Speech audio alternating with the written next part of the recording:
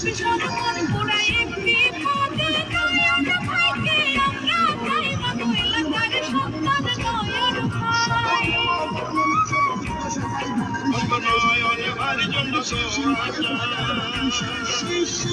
দেশ নেত্রী খালেদা জিয়ার স্নেহভাজন ও দেশ নায়ক তারেক রহমানের আস্থা ভাজন।